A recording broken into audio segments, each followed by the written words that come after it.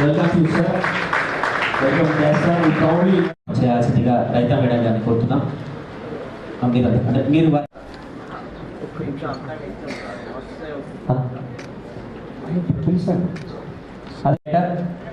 శ్రీ సత్యప్రకాశ్ గారిని కూడా కార్యక్రమంలో పాల్పంచుకోవాల్సిందిగా కోరుతున్నాం. ఈ కార్యక్రమం యొక్క శ్రీమతి రజిత మేడం గారిని కోరుతున్నాం. జయశంకర్ సార్ గారు తెలంగాణ రాష్ట్ర ఆవిర్భావానికి తన మేధస్సుతో అంకిత భావంతో జీవితాంతం కృషి చేశారు. సో మన బీసీ డిపార్ట్మెంట్ తరఫున కూడా మనము స్టూడెంట్స్ అభివృద్ధికి కానీ సంక్షేమ శాఖ తరఫున విద్యాభివృద్ధికి కృషి చేస్తున్నాం సార్. కార్యక్రమాలన్నింటినీ మనం విజయవంతంగా బీసీ సంక్షేమ శాఖ తరఫున నిర్వహిస్తున్నాం sir. Professor Kothapalli Jayashankar sir గారి జయంతి ఉత్సవం జిల్లా రాష్ట్ర వ్యాప్తంగా కూడా నిర్వహించుకోవడం జరుగుతుంది. సార్ యొక్క ఇంపార్టెన్స్ మనకు తెలంగాణ ఆవిర్భావంలో వారు చేసినటువంటి కృషి మనందరికీ తెలుసు. మొదటి నుంచి కూడా అంటే రాష్ట్రం అవతరించినప్పటి నుంచి కూడా విద్యార్థి దశలో ఉన్న వారు దాన్ని వ్యతిరేకిస్తూ వివిధ సందర్భాల్లో వారి నిరసనను వ్యక్తం చేస్తూ మొత్తం మీద తెలంగాణను జాగృతం చేసిన వారిలో అగ్రగణ్యులు ప్రొఫెసర్ జయశంకర్ సార్ గారు. తదనంతర కాలంలో ఎప్పుడు కూడా ఆ వాదాన్ని విడిచిపెట్టకుండా తెలంగాణ వెనుకబాటుతనాన్ని వివిధ రంగాలలో తెలంగాణ ఏ విధంగా వెనుకబడి ఉన్నదనే విషయాన్ని మనకెప్పుడు తెలియజేస్తూ జాగృతం చేస్తూ ఆ యొక్క వాదాన్ని రాష్ట్రం ఏర్పడే వరకు కూడా దాన్ని కంటిన్యూ చేస్తూ వచ్చారు. వారి కృషి మనందరికీ తెలుసు. వివిధ సందర్భాలలో మనకు జరుగుతున్నటువంటి ఈ ప్రాంతానికి, ఈ వెనుకబడిన ప్రాంతానికి జరుగుతున్నటువంటి అన్యాయాన్ని రాష్ట్ర అవతరణ సందర్భం నుంచి అంటే ఆంధ్రప్రదేశ్ అవతరణ నుంచి మొదలు పెడితే మన తెలంగాణ ఏర్పడే వరకు కూడా దాని మీద వారు ప్రత్యేకమైనటువంటి కృషి, తర్వాత రాజకీయ సమీకరణలు, తర్వాత ఉపన్యాసాలు, రచనలు అవన్నీ కూడా చేసి జనాన్ని జాగృతం చేసి మనల్ని ఒక కార్యసాధన వైపు నడిపించిన వారిలో వారు అగ్రగణ్యులు. వారి యొక్క జయంతి ఉత్సవాలు ఈరోజు రాష్ట్ర వ్యాప్తంగా జరుపుకోవడం నిజంగా నాకు చాలా సంతోషకరమైనటువంటి విషయం. అభివృద్ధికి, తెలంగాణ రాష్ట్ర అభివృద్ధికి మన వంతు తెలంగాణ అభివృద్ధి పథంలో నడిపించే క్రమంలో మన చేయూతను అందించాలని జయశంకర్ సార్ యొక్క జీవితాన్ని ఆవిష్కరిస్తూ మరియు సంరక్షణ సమితి అధ్యక్షులు మాయావ రాజేశ్వర్ గారిని వేదికపైకి వచ్చి తన ఉపన్యాసాన్ని సంక్షిప్తంగా ఇవ్వాల్సిందిగా కోరుతున్నా. రాష్ట్ర ఫారెస్ట్ డిపార్ట్మెంట్ టిమ్మర్ గతంలో ప్రభుత్వం కానీ ఈ ప్రభుత్వం కానీ ఏమీ చేయట్లేదు సార్. మాకు లోన్లు రావట్లేదు, పిల్లలకి లోన్లు రావట్లేదు, స్కాలర్షిప్లు రావట్లేదు, ఇంకా చాలా ఇబ్బందులు అన్నీ జరుగుతున్నాయి సార్. బీసీలకు కంపల్సరీగా మీరు ప్రభుత్వాలు బెనిఫిట్స్ ఏమి చేస్తారు సార్ విజయనగరంగా?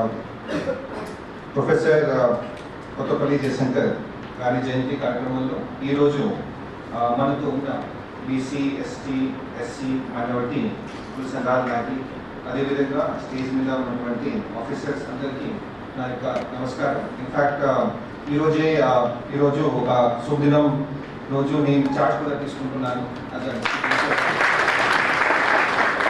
డిస్ట్రిక్ట్ కలెక్టర్ పోస్టింగ్ ఉంటే first district collector posting Jayashankar భూపాల్పల్లిలోనే ఆయన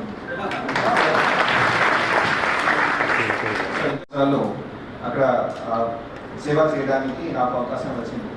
సో అంటే జయశంకర్ అండ్ ఏమంటారు దాన్ని, నాది ఒక మంచి అనుభవం లాగా అయిపోయింది. రెండో విషయం ఏంటంటే జయశంకర్ సార్ గురించి చెప్పాలంటే జనరల్గా మనం ఏదో ఒక కార్యక్రమం చేసేటప్పుడు స్టార్టింగ్లో సక్సెస్ కాకపోతే జనరల్గా మనం వదిలిపెడతాం. బట్ సార్ది మీరు మొత్తం లైఫ్ హిస్టరీ చూస్తే 1952 నుంచి మొదలు పెడితే 2011 వరకు దాదాపు ఒక 60 సంవత్సరాల్లో మనసులో ఒక ఇంటి కోరిక, అది తెలంగాణకి ఏం రావాలి,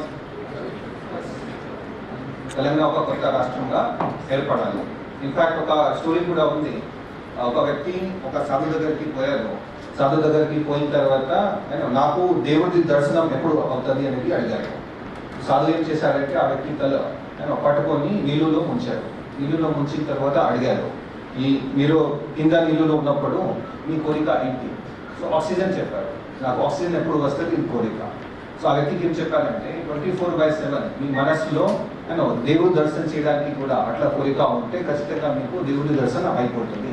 సో మన జయశంకర్ గారిది కూడా జీవితం అట్లానే ఉంది. 24/7 తెలంగాణ ఒక కొత్త రాష్ట్రంగా ఏర్పడాలి. ఇన్ఫ్యాక్ట్ మన 1952లో స్టేట్ రీఆర్గనైజేషన్ ఉన్నప్పుడు అప్పుడు కూడా వ్యతిరేకత అనేది ఆయన చేశారు. ఆంధ్రప్రదేశ్లో తెలంగాణ ఉండకూడదు, తెలంగాణ కొత్త రాష్ట్రంగా రావాలి. సరే, అప్పుడు 1956లో నేను స్టార్టింగ్లో ఎగ్జాంపుల్ చెప్పినట్టు అప్పుడు సక్సెస్ కాకపోతే ఇన్ఫాక్ట్ మళ్ళీ 1962లో స్టార్ట్ చేశారు. అంటే ఒక కొత్త ఇడ్లీ సాంబార్ ఒక గోబ్యాక్ అనేది ఇన్సిడెంట్ కూడా ఉంటే దాని గురించి నాకు కొంత ఐడియా లేదు. అంటే ఈ రూమ్లో ఎవరైనా ఉంటే ఇడ్లీ సాంబార్ గోబ్యాక్ అనేది ఆ మూమెంట్ ఏంటి అనేది నాకు చెప్తే నేను కూడా ఈరోజు నేర్చుకుని ఇక్కడ నుంచి వెళ్తాను. సో ఇడ్లీ సాంబార్ గోబ్యాక్ అనేది మూమెంట్ తర్వాత ఒక 30-40 ఇయర్స్ వరకు ప్రతి రోజు, ఎందుకంటే ఇంత సంఘర్షం అయితే మామూలు విషయం కాదు. ఏ వ్యక్తి అయినా ఎగ్జామ్ కోసం కూడా మనం తయారీ చేస్తూ ఉంటే ఒక సంవత్సరం ఫెయిల్ అయిపోతే నెక్స్ట్ ఇయర్ మనం డ్రాప్ చేసేస్తాము. సో దీని ద్వారా ఈ రూమ్లో ఎవరైతే ఇక్కడ స్టూడెంట్స్ ఉన్నారో మీకు కూడా ఒక లెర్నింగ్ లెసన్ లాగా ఉండాలి. యాజ్ అ టార్గెట్గా పెట్టుకుంటే దెన్ డైలీ మనం ఏదో ఒక డెసిజన్ తీసుకునేటప్పుడు కేవలం ఒకటే ఒక క్వశ్చన్, నేను చేసే యాక్టివిటీ ద్వారా నేను లక్ష్యానికి సమీపంలో వెళ్తున్నానా లేకపోతే దూరం అయిపోతున్నా? ఇప్పుడు ఉన్న సోషల్ మీడియా యుగంలో పర్టికులర్ స్టూడెంట్కి డిస్ట్రాక్షన్ కూడా చాలా ఎక్కువ అయిపోయింది. మనం చదువులో తక్కువ, మిగతా సోషల్ మీడియాలో ఎక్కువ మనం సమయాన్ని గడిపిస్తూ ఉన్నాము. దానివల్ల ఏమవుతుంది, డిస్ట్రాక్షన్ ఉండడం వల్ల మనం దూరం అయిపోతున్నాం. మన భారతదేశానికి స్వతంత్రత వచ్చినప్పుడు ఎంత అయితే కీలక పాత్ర అప్పుడు సర్దార్ వల్లభాయ్ పటేల్ గారు వహించారు. అదేవిధంగా పురాతన కాలంలో కూడా మనం చాణక్య గురించి చదివి ఉన్నాము, చాణక్య గురించి మనం తెలుసుకొని ఉన్నాము. సో మన జయశంకర్ గారిది కూడా అట్లా ఒక మాస్టర్ మైండ్గా అంటాం. అంటే చాణక్య గారిలో ఎంత అయితే విజన్ ఉంటే, అదేవిధంగా సర్దార్ వల్లభాయ్ పటేల్లో ఏవైతే క్వాలిటీస్ ఉన్నాయో అవి అన్ని క్వాలిటీస్తో కూడినటువంటి ఒక వ్యక్తి, అంటే ఆల్రౌండర్ ఉన్న వ్యక్తి. సో అంత మహాన్ వ్యక్తి మన రాష్ట్రంలో ఉండి 60 ఇయర్స్ వరకు మన స్వతంత్రత కోసం, మన తెలంగాణ రాష్ట్రానికి ఒక ఫౌండేషన్ కోసం కృషి చేశారు. మన తెలంగాణ రాష్ట్రంలో ఇన్ఫ్యాక్ట్ ఇది రైతుల ప్రధాన ఒక రాష్ట్రం కాబట్టి మన అగ్రికల్చర్ యూనివర్సిటీ పేరు కూడా జయశంకర్ గారి పేరు మీదనే ఉన్నది. అదే కాకుండా ఈరోజు నాకంటే ముందు మన నాయకులు బీసీ సమస్యల గురించి కూడా ఈ కార్యక్రమంలో మాట్లాడడం జరిగింది. ఏదో ఒక రివ్యూ మీటింగ్లో 2 అంశాలు మాత్రమే ఉంటాయి.